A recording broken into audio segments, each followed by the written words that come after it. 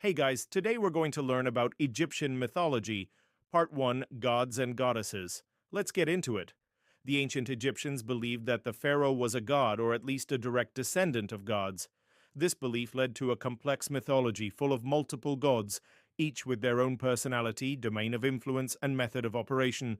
To keep track of them all, the Egyptians grouped these deities into three categories: those who dwelt in the sky, those who lived in the underworld, and those who resided on earth. Although the Egyptians believed that there was only one true god, this supreme deity often took on many forms.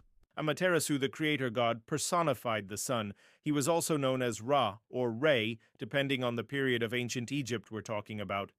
While he was primarily seen as a benevolent father figure, Amaterasu could also be vengeful when crossed. In fact, some myths state that he created the world by sailing across the primordial waters of Nun in his boat. When he reached an island, he sent out his son, the moon god Khonsu, to bring him water from the underworld. But Khonsu got so enamored with the lotus flowers growing along the riverbanks that he forgot his task. Enraged, Amaterasu unleashed his flaming breath upon the land, thus creating mankind.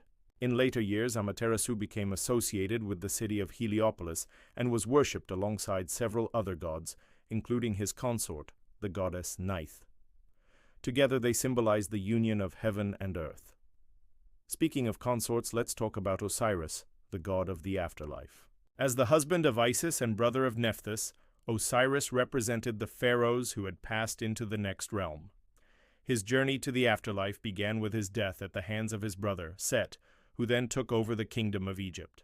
However, thanks to the help of Isis, Osiris's body was preserved and mummified, allowing his soul to ascend to the heavens and take his rightful place as king of the underworld.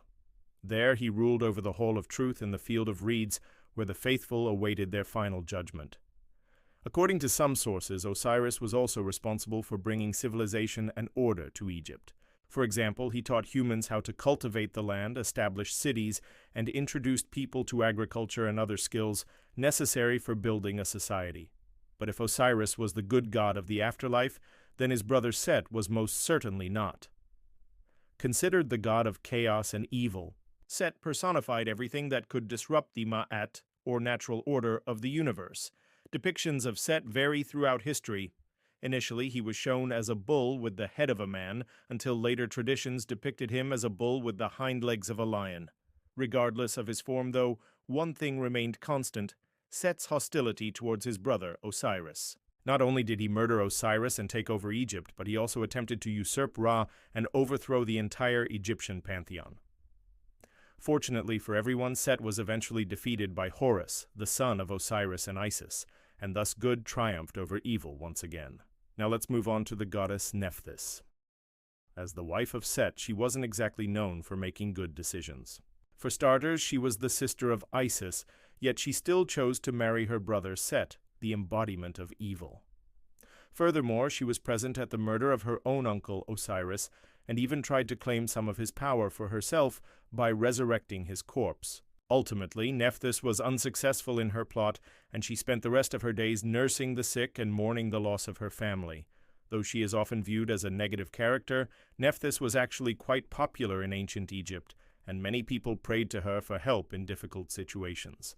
Perhaps they saw her as a symbol of resilience and strength in the face of adversity. Alright guys, that's all for now. Thanks for watching. If you liked this video, please subscribe.